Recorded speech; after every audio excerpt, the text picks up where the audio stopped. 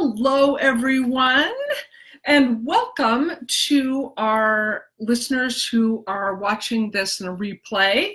We're so glad you're here, and this is kind of new and different that I am broadcasting instead of in my group, which you guys are all welcome to join. Usually I broadcast in my group, Overcoming. What is my group called? Overcoming Religious Abuse.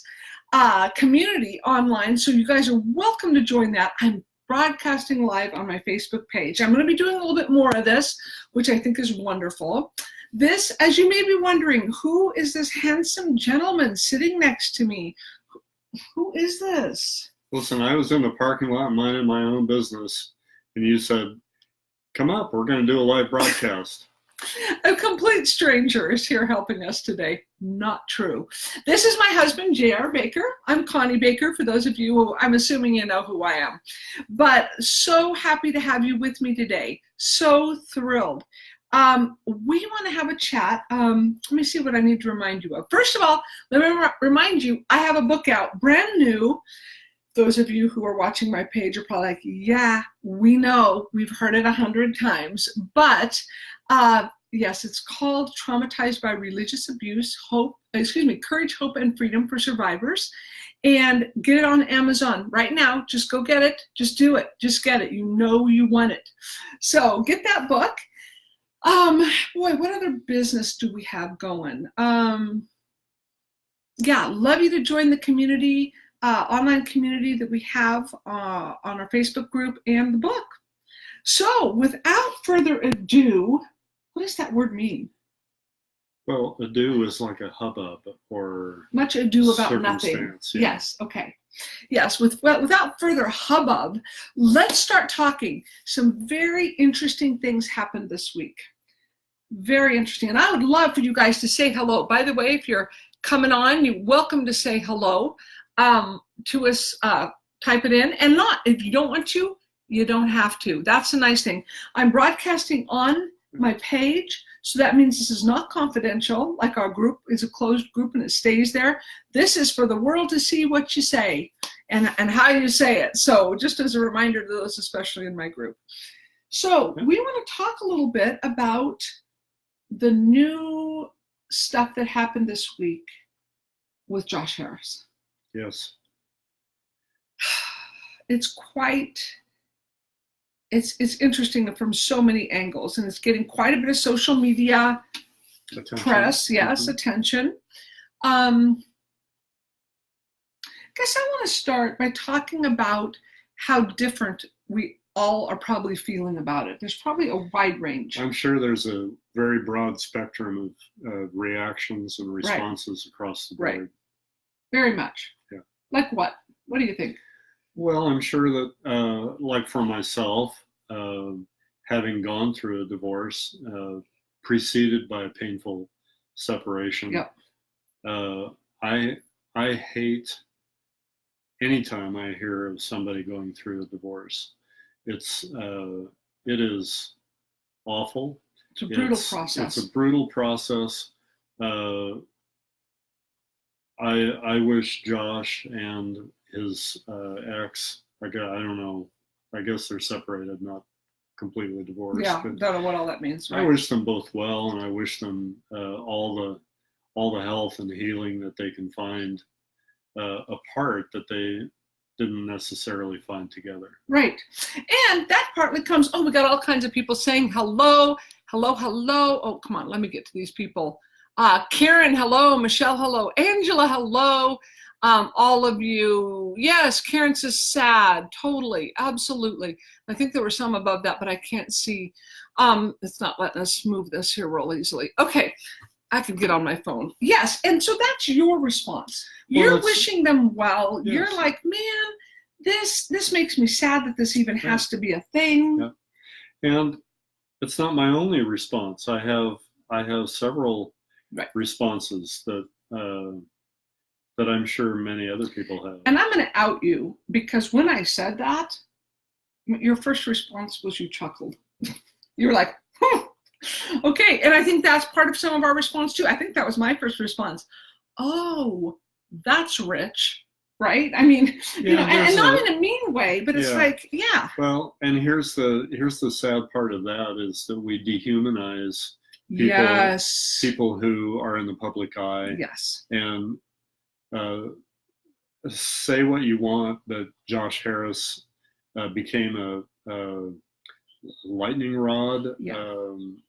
A very well-known name in evangelical circles and even beyond that. So he became very much a public persona, and so we dehumanize them to a person in like a figure in a situation. Yes. And so we but these are real humans. Right. We lose track of their humanity and the suffering that goes along with anything like this. Right. So let's look here real quick. Lori, so sad but not surprising. Totally. Were they coupled in the purity culture? Yes. Let's talk about this. Some of you may not realize Josh Harris wrote the book.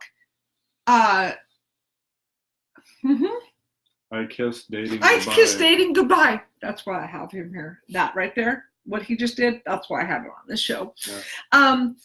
Yes, he wrote the book I Kissed Dating Goodbye, which was a cornerstone of purity culture. Right.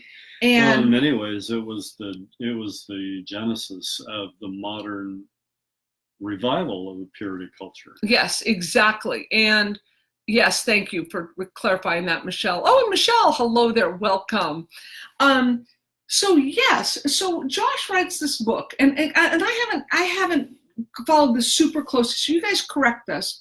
But he wrote this book, was absolutely foundational, I think, to the purity culture. All the rings, the dances, the super intense, which here's what I am going to take issue with. The super intense, either you are married a virgin and you are worthwhile, or you're married not a virgin and not worthwhile. And they're not going to say it in those words. Sometimes they did. Stuff like used goods, those terms were thrown around. And that comes from other places in the purity culture. I don't want to necessarily automatically attribute that to Josh himself, but it was some of the offshoot of what developed, resulting from him laying out his own personal convictions about how he wanted to approach that. Exactly. And here we got talk already going on, which is where we're heading. He was also the victim of the system, which is what we're getting to. And Michelle says exactly, and says Josh was only 21. Bingo. We're going to talk about all of this. This is part of this discussion. Jessica, hello there. I met him briefly at the sexual abuse conference. And oh, really interesting, Karen. Very cool. That you got to meet him. Okay, so Josh writes this book, 21 years old. Love you. If any of you are 21 in here, I'm so glad you're in this group. And we're going to talk about the fact that he was 21. He was telling a whole subculture how to do romantic relationships at 21 years old. Did he have, now here's the systemic part. Did he have a bunch of older adult backup? Big time. Well, and we say big time because it's the assumption that can be made. I think Josh is probably a very gifted young man. Probably very articulate for his age, and still fully encased in that evangelical system where this mindset was very popular and really sprang up quickly. And the generation above him was saying, yes, good. We want our kids to not be having sex before marriage. That's fine. Right. But they were globbing onto this and saying, look, you've got a peer. 21-year-old saying this. Yeah, they would hold up the voice or show a video or whatever and say, look, this is a voice from one of your peers saying this is an alternative and actually a preferable alternative to the dating culture. Actually, a biblical alternative. That was said. And that is where I go, ooh, dear me. So Josh, let's give a quick history. Josh writes this book just a couple of years ago, 2 years ago. When did this come out, you guys? He actually released a public apology because this mentality, let's be fair, for some people it worked, and it worked well. And has borne fruit in the lives of people that really embraced it and went with it. Exactly. And it has been extremely destructive in other lives. And so Josh started hearing these stories, and good on him. He started listening and saying, oh my goodness, this hurt people. I didn't want this to hurt people. Issued a public apology.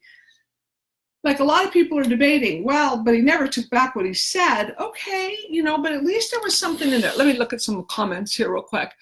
He was about courtship, yes, and that's a whole technical term that he put together. And the subculture said, raised in a spiritual abusive system, homeschooling, and in his dad's church. Totally, Lori, exactly what we're talking.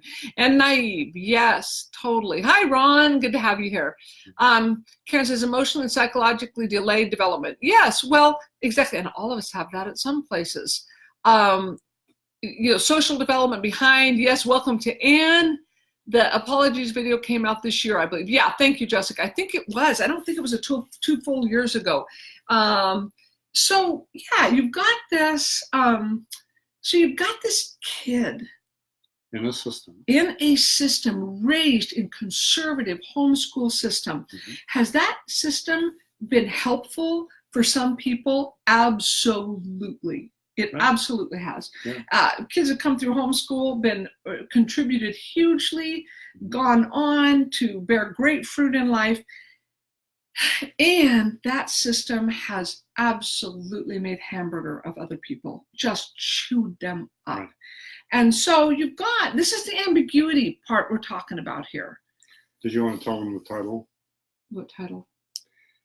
Josh Harris, Ambiguity and Spiritually Abusive Messages. Systems, right? Abusive systems. Yeah, the title, that's on the thing right now. It's written up there. Exactly. This is where the ambiguity comes in here.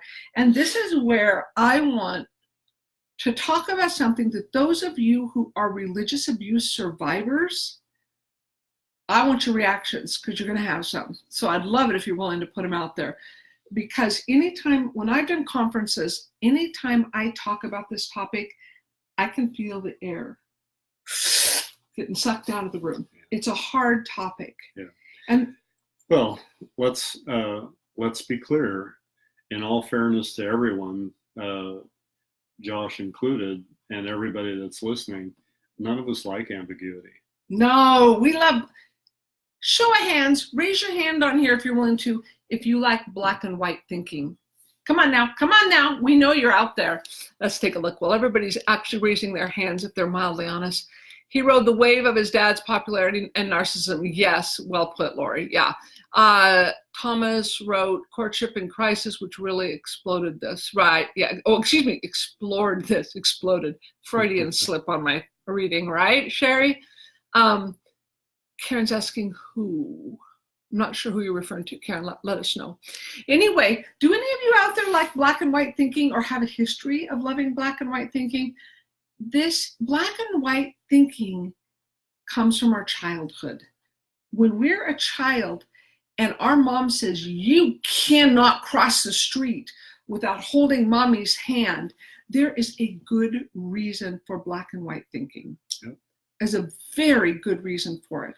And it's smart for a little 3 or 4 year old brain to say, I can never cross the street without holding mommy's hand. Yeah. That is appropriate.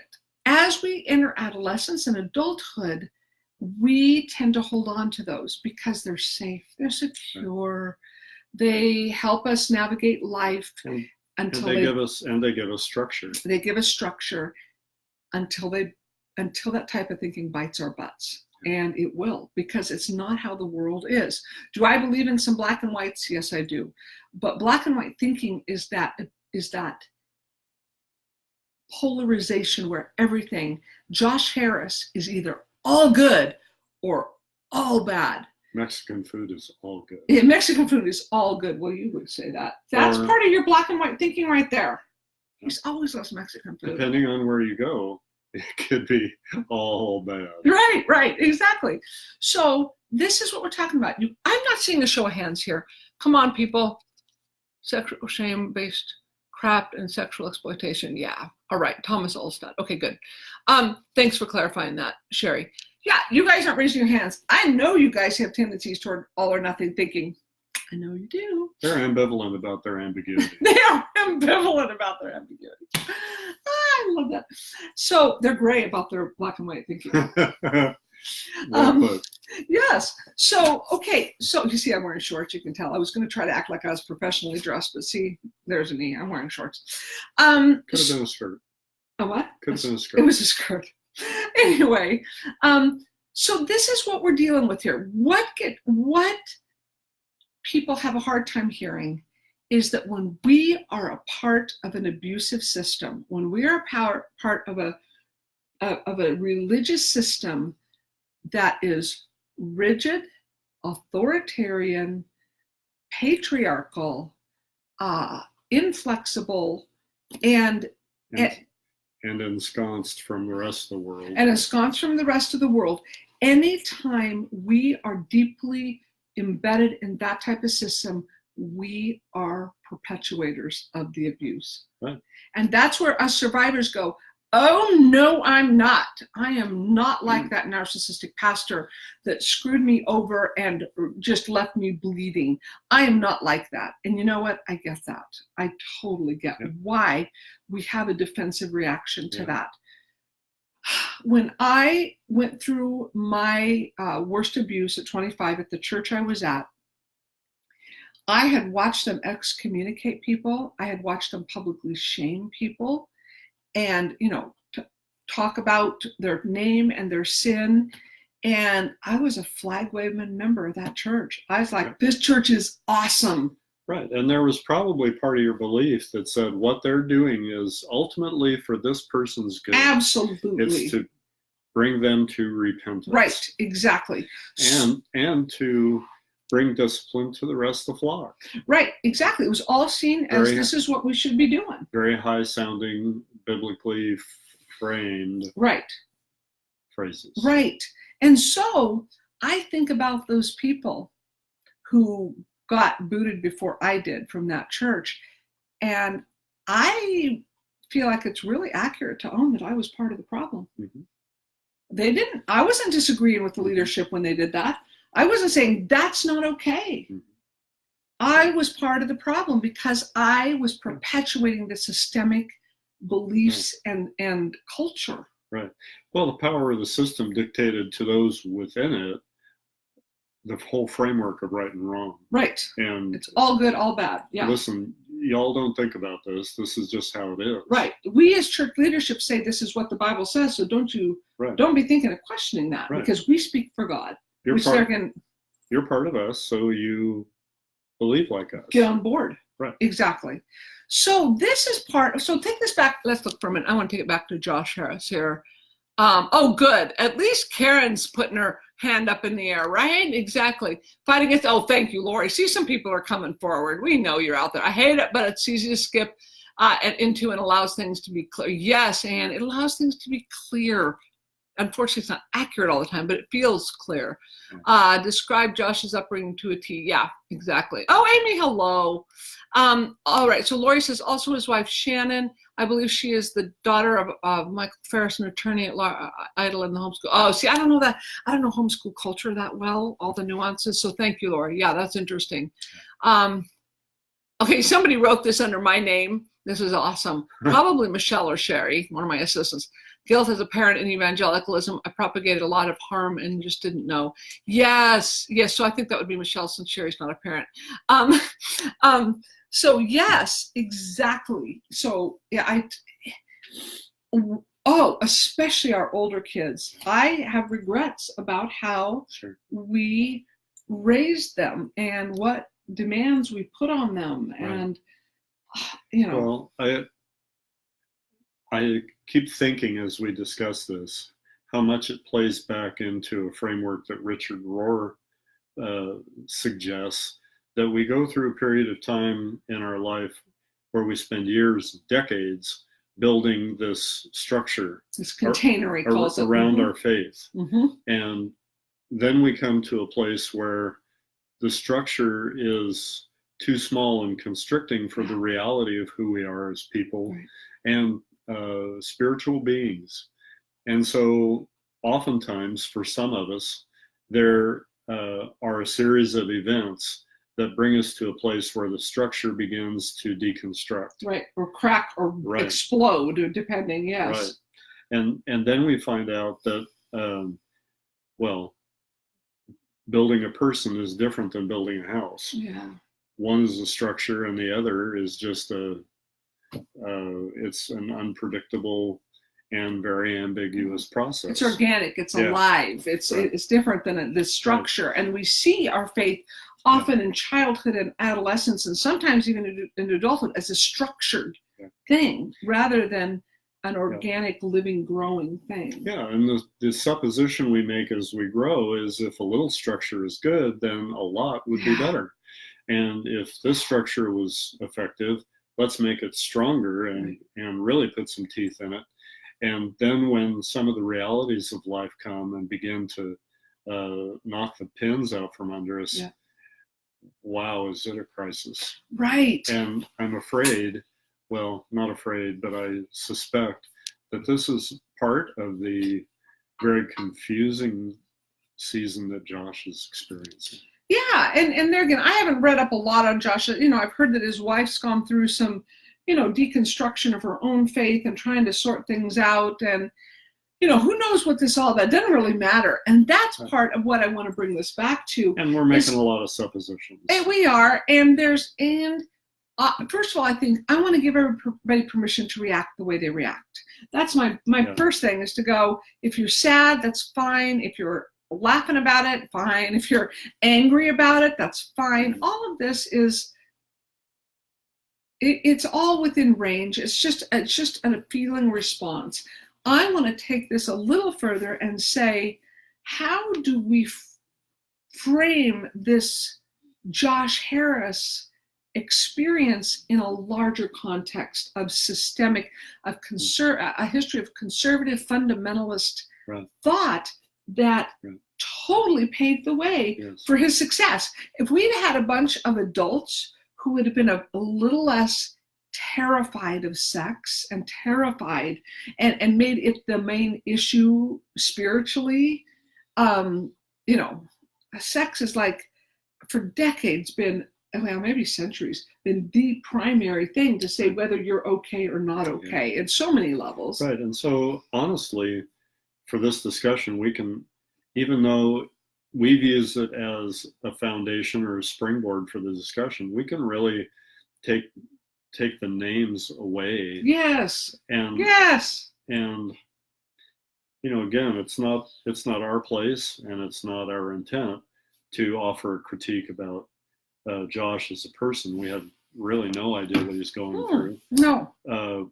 But it does give rise to a discussion on a larger scale about all the systemic things that we're aware of that go around behind all that. Right, because this is a human being we're talking about.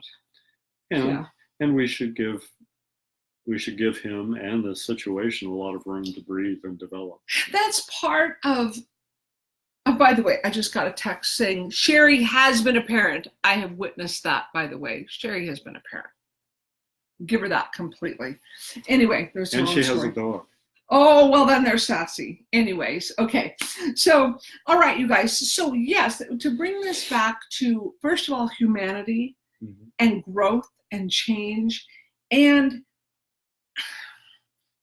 I guess part of what I look at this and I say, I wouldn't want anybody to hold my toes to the fire over something I wrote when I was 21. Preach it. Oh my gosh. Yeah. Yikes.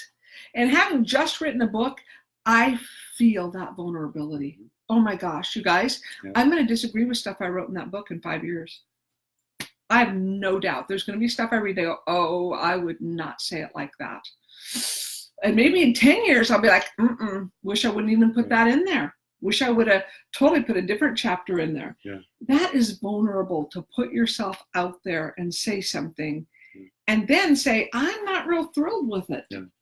Well, I don't know where we learned it exactly, if it was school or home or church culture or whatever, but aren't we taught really that the more strongly we state something and the less room we give it, the more authority it has? Yeah. And if I really screech about it, then I'm right. Yeah, if we unequivocally state a position, that makes us credible. Yeah. And boy, has that done some damage. Such damage. And there again, I don't know what the age range. I know a lot of you are like over 40 on this. Some of you are in your 30s and 20s. Oh my goodness. I don't want to be held to the stuff that I used to think. And I want people to give me room to grow and to change. I want to give other people that room. Right. And we're going to swing. We're going to pendulum. We're going to be, what I've seen so much with ex-fundamentalists is they're way over here on the spectrum at fundamentalism, and they go, that was crazy. It hurt me. It about killed me. And they go over here to this side with just as rigid, just as emphatic. That much zeal. Yes, that much zeal. And absolutism, black and white thinking on the other side, way over here. Yeah. And I'm here to say, wow, mental health and reality demand that we go, we need to swing over here for growth. I always tell my clients, swing that pendulum, baby. Just realize what's going on. Well, and I wonder if maybe some of it is our desire for power and control. That pendulum swing generates a lot of energy and a lot of emotion. Yes. And I think we can mistakenly take that pendulum swing for real progress. Yes, and for a sense of having control. That's back to the black and white thinking. It's I can kind of grasp it and have control of it and manage it. So let's look at what people are saying here. Amy, oh, hello. You're welcome for, yes, you're sweet. Thank you, honey. Karen, I think my ex-church thinks I've rebelled when I have moved closer to God. Black and white thinkers think if you leave the fold. Yes, totally. That's part of my book right there. You leave, you're in sin. It makes you wonder how Josh and Shannon's parents are treating them. Yeah, be interesting. Who knows? Hi, Jonna. Welcome. And says, I think part of the problem was these ideas were taught as gospel truth, and anyone who did anything else. So totally. They're part of the essential gospel. Crazy talk. Plus, it was paired with shame of sex. Yes, big time. Yeah. Sherry, I've been thinking about this a lot since I heard. I read some of the horrific comments on his IG post from a church people. Oh, my concern is the deconstructed and roasting him and casting blame and shame. I don't think we are saying this. These are just my thoughts. No, exactly. This is giving everybody room to grow and to change, and because we all need it. Right, totally. Yeah, I don't want you guys to think we're blasting something. I'm not thrilled with the legacy of that book, frankly, but I also know there have been people who've been helped by it. And it sounds like Josh isn't thrilled totally with the legacy. He's seeing some flaws, and to me, that's the gray that we have to straddle if we're staying in reality. I would much rather say that is all good or it is all bad. So. And I think part of this goes back to our need for validation. Yeah. Do we settle for the empty calories, so to speak, of external validation? Look how many people are my Facebook followers. Look at the number of books I've sold. Mm-hmm. Look at the generated crowds when I speak. Or no, I have an idea of who I am as a person. I could take or leave all that, and I need to embrace the ambiguity of things, whether anybody validates that or not. Right. It's just what is, right? Because the validation piece is a big deal. Let me get through these real quick. I love all your comments. I agree. Anne says, I agree with both comments. They shame and shove away those who don't fit their views. It's sad because they never grow. Yes, my next book title is How Pathology Becomes Theology. So awesome, Karen. Yes. Michelle, I'm turning in somewhat late, but I'm really, really sad. Honestly, I feel attacked as I was a member of, I don't know what, OFCC for many years and was entrenched in the Quiverful movement. Did I make a mistake as a parent? Absolutely, a lot. Promoting abuse? I don't see it that way. Yes, And you got to understand what we're saying here, Michelle, is if we're part of a system that has hurt, who is pretty substantially injured people, we're not talking about intent at all. I never intended by my association with the church that abused me, which was a mixed bag. In some ways, it was the most amazing church I ever went to, and it did a lot of damage. But if you went to it, you wouldn't know that. You would be like, this is a great church. They're doing great things for God. So that's that ambiguity. And Michelle, I hope nobody feels attacked by this, because we've got a lot of homeschool people and ex-homeschool people in this group. And there again, I homeschooled my kids for a while. I have stuff that I go, oh my gosh, why did I make a big deal about that? Right. Those are things we make up with our kids. So I hope no one, we're not attacking the homeschool movement. It has been a big mixed bag for a lot of people, just like anything is.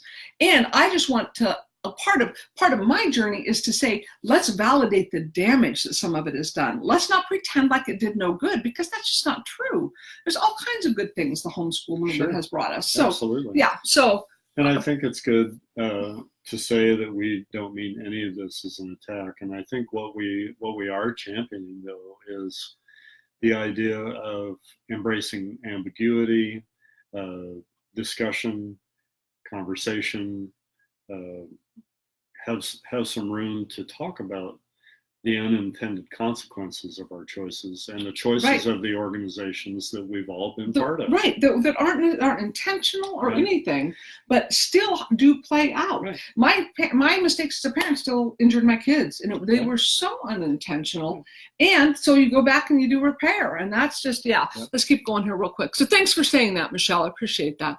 Lori, both parents were national leaders in the homeschool legal arena. Josh's dad, Greg, led a cult-type church in Portland, very controlling, sad. Josh's mother, Sona, passed away to Josh, very much like her, soft-spoken. Interesting, yeah. Hi, Jonna and Mary Murphy. Hi, Mary, welcome. Christina, can you talk a little to those of us who based our marriages around these ideas? Many of us are still angry or raw over this being the foundation of our marriages, and are going duh, because we've seen it firsthand. We've seen the full harm of this thinking, and now wonder where to go from here. Oh, that's so sticky in a marriage. I'm assuming, especially if you're seeing it different ways. If you're on the same track, sometimes you can kind of bring some resolve. But if you're seeing it different ways, if one of you still really holds to a certain set of ideals and another person is shifting, oh, that's a whole nother broadcast in itself, Christina. Well, I think about the virtues of spaghetti. Let's talk about the virtues of spaghetti. Well, in a package, all the spaghetti is nicely lined up, uniform. It just looks like an engineer's dream. You cook that stuff up and it's a snarl. And a lot of what we're talking about here is the nice, neat package that ideologies hand to us. Yes. And then when we put them in the pot with the water of a hot boiling life, it just all goes to snarl. It's messy. Right. Life is messy. Right. And, Christina, I don't know your situation, and all I know my situation, and that is that if we're really honest, or if we're becoming more honest with the ambiguity that is life for each of us, then we have to realize that, Connie's talking about the pendulum. For some of us, the pendulum looks more like a metronome on speed. It's like bam, bam, bam, bam, bam. And we think one thing one day, and then before lunch, we're thinking something else. Yeah, especially when we're trying to sort through all this. Right. And that's a roller coaster that's hard to ride. And so, you put two people in the same house that are doing the same thing, trying to come to common ground. What a challenge that it is. And you and I have had to go through some of this. Our pendulums have not always swung at the same times in the same ways. Our pendulums have been fine. Oh, I forgot, honey. Mm-hmm. Oh, yes. Yes, they have. Really? They have not. Yeah, and that's something where we've had to kind of gut it through. It's hard sometimes and scary to see where you've always been on the same page, now not be on the same page. And that, and I also think that's part of embracing ambiguity, to say, I'm not coming down where you come down. Yeah. That's not where I'm at. Yeah. And to be respectful and say, actually, sometimes what you say might even punch my buttons and trigger me a bit. But I know this human, and I trust this human. Not that he's always going to be right. Oh, honey, I forgot. Yes, you're always right. I forgot. But no. You are the one. Oh, that's right. I'm always right. Yeah. I keep forgetting the rules. Anyway, the point is, neither of us are going to always be right. That's not the point. I respect him and trust his process. He's trying to respect me, trust my process. So let's keep going with that. Christine, that's a great question. Lori, Josh is by far the most honest person coming out of that arena. He and his wife really had no knowledge of who they really are and where as a person. It sounds like this happening now, however painful it is. My heart goes out to both of them there from me. Honestly, that's probably Lori, that's a good summary how I feel about it. It's like, I don't wish divorce on my worst enemy. I've walked through friends and clients and family with divorces, and it's torture. And I don't wish that on anybody. And yeah, anyway, was Greg Harris's church, Household of Faith? Oh, Household of Faith Community Church. Got it. I did not know that. I didn't know that. That's so interesting. Thank you, Michelle, for clarifying that. There is nothing wrong with waiting until marriage for sex. I think what I didn't like was the shame-based approach it brought, in which my opinion was another layer of sexual shame. Totally. Exactly. I don't have a problem with that. In fact, I endorse it. If somebody wants to wait until marriage, I'm like, go, do it. We did. Okay, there's public info. We did. It's what we decided, It's like, it's what we wanted to do. No regrets. The issue is what had happened to the people in that purity culture, especially the women who didn't. And that's what's just heartbreaking. Okay, Jessica, I'm so sorry you're feeling attacked. I was also part of, Household of Faith. I was sexually abused before this book came out. When I heard about this book, as a parent, I bought it because it was wanting to keep my kids safe. I'm so glad, Jessica. Good for you.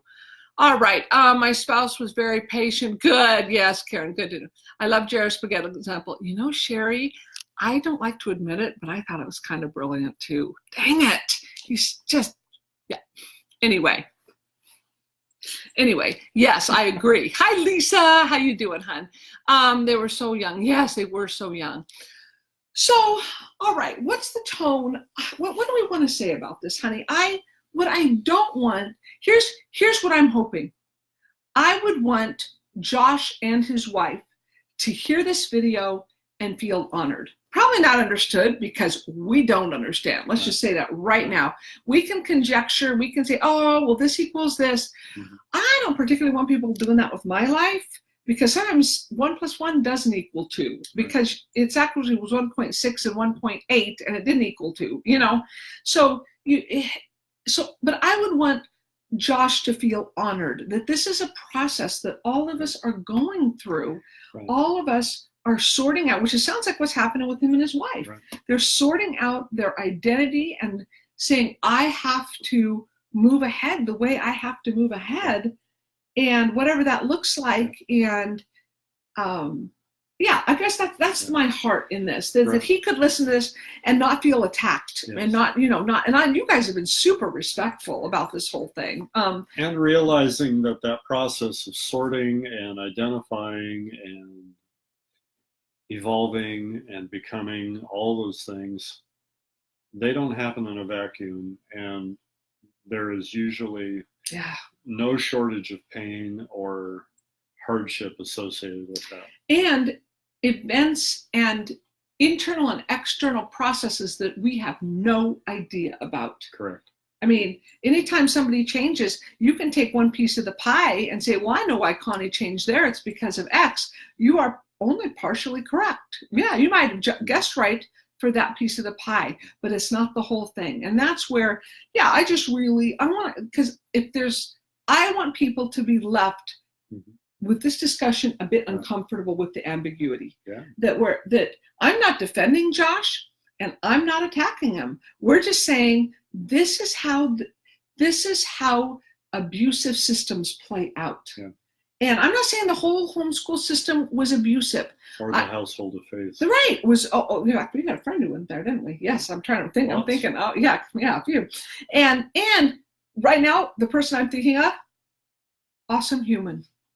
Yep. Awesome human. I have tremendous affection for him.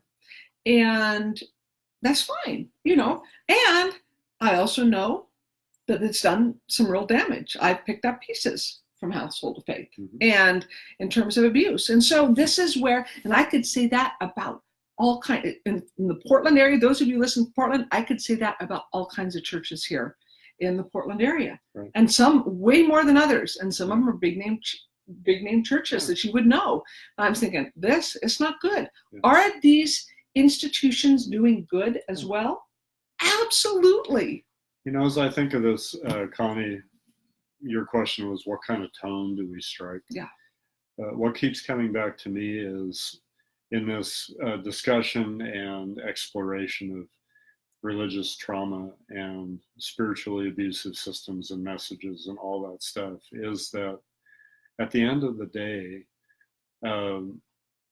we're talking about the human casualties, the emotional, physical, spiritual, whole person impact that these systems have, whether intentional, whether unintentional. I think often unintentional. Right, intended or otherwise, there are consequences that roll out of these systems and messages. Yes. And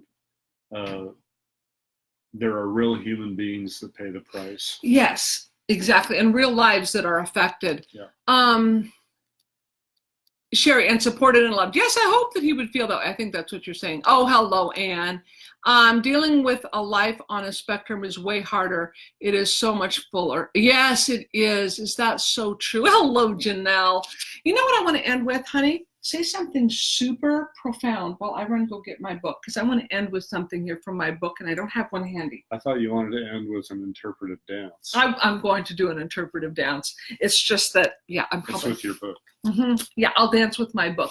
All right, so talk a little more, whatever's on your heart about this topic, dear. No pressure on him. Yeah.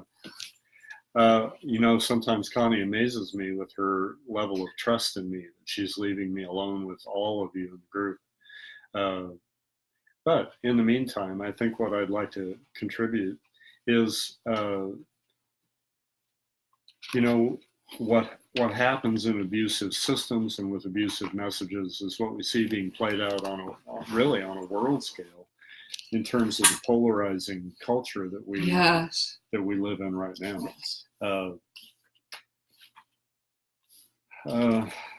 I just don't want any of us to lose track of the fact that all of this that we hear, either on a world, national, or regional scale, involves the real lives of people. Of real people. And we cannot begin to imagine all of the input, all of the context, and all of the machinery that goes on into the choices and the statements that are being made by, whether it's Josh or whether it's Connie or me or anybody. Anybody. Can't begin to imagine all that goes into that.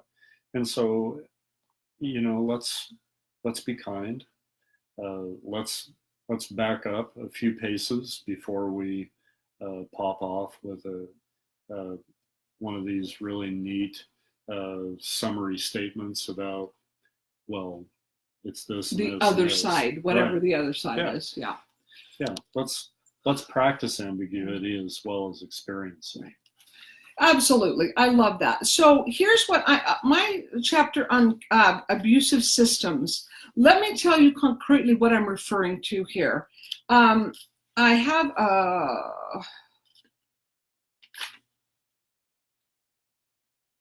where do I define it somewhere. Yeah. Mm-hmm. She really did, right? Yeah, I really did. Not sure quite where it's at. Okay, here it is. Humans live in systems all the time. A system is the culture of a community. Its characteristic spirit, character, ethos, atmosphere, beliefs, aspirations, climate, mood, feelings, tenor, tone, structure, essence, moral code, value system, and principles. I like lists. Yeah. Okay, so that's what we're talking about. So here are the characteristics. I'm just going to whip these babies off of here. A strong emphasis on spiritual, familial, and organizational authority. There's a big one. An emphasis on authority. Abusive systems have a huge emphasis on authority. The use of fear, guilt, and shame as motivators. Okay. An emphasis on being special or unique. All right, you guys. Or exclusive. Exclusive. The substitution of members' previous addictions with religious addictions. That's a whole nother book. It's called Toxic Faith. A different person wrote that. Such a good book. A demand for unquestioning loyalty. And there again, these can be implicit or explicit. Sometimes a system will say, you have to be loyal. But if you're disloyal, you're screwed. A strong adherence to and reliance on patriarchal structure. In other words, men running, that's a characteristic of a potentially abusive system. Members who often feel off balance, confused, manipulated, and exhausted. Extreme ideas around sexuality, either demanding extreme repression or combining sexuality and spirituality. I have a lot to say on that one. The use of religious ideas and language to gain the compliance of others. The use of denial to protect against confusing reality. Rigid black and white categories and language. An us and them mentality. Okay, so if those can help you understand why I'm taking issue with things like the homeschool community. This is characteristic of a lot, not all. And there are people in that community that are not like that. But you start hitting a certain systemic thing, right. Those characteristics are what I'm talking about. That kind of builds the picture of when we're talking about spiritually abusive systems. That's my chapter on systems, that list of right. how things work. Yeah. And so I think the second thing to point at is just to practice awareness around systems of any kind, to be watchful and aware of those messages that can create trauma in your life or the lives of others. Yeah, totally. Exactly. All of those can. Janelle, I wish I could see your face, sweetie. Michelle says we're all frightened, JR. I think that was about the tone and climate, actually. Isn't that what it was? I think. And then Sherry says, maybe Michelle was frightened about the idea of me and doing an interpretive dance, and rightly so. Hello, Ellen. All right, and hello. Christina, I think I don't have as much feeling over Josh as a person. He was a young guy in the system who wrote a book that the patriarchy was pushed hard. Yes. I have more anger over the ones in power who pushed and forced these ideas on us young folks. Yes. And who built our young lives and marriages around this doing profound harm. My marriage is living proof of this harm. We both agree on that. Yep, totally. And you're not alone. And there again, did it do everyone harm? No, it didn't. That's the hard part of this. My first marriage was squeezed into evangelical submission thoughts of the time that almost killed us. So much ick. Yep. And Megan, hello there. And yeah, such an important discussion. Thank you, Anne. Yeah, I think it is. I think holding these tensions is what we as mature adults have to move toward. I use the illustration all the time with my clients. I'm holding this truth in one hand and I'm holding this truth in another. I'm holding the truth that the homeschool culture really has done people profound and lasting damage that they're having to really recover from. I'm holding this truth over here that some beautiful, good, worthy things have come out of that culture. And you can't get rid of both. Right. You've got to hold that tension. And it doesn't deny your own reality. If you're one of these, that it was wonderful, it doesn't deny the fact it was wonderful for you. If you were really injured by it, it doesn't deny the fact you were injured. It just is. And that's really hard for most of us to hang on to. Right. And for a lot of people who are in that, it's some really messy, swirling combination of both. It is. Right. And that's, to me, I look at my history with evangelicalism and say, it gave me some beautiful stuff. Right. It gave me some anchors, some history, community, all these beautiful things.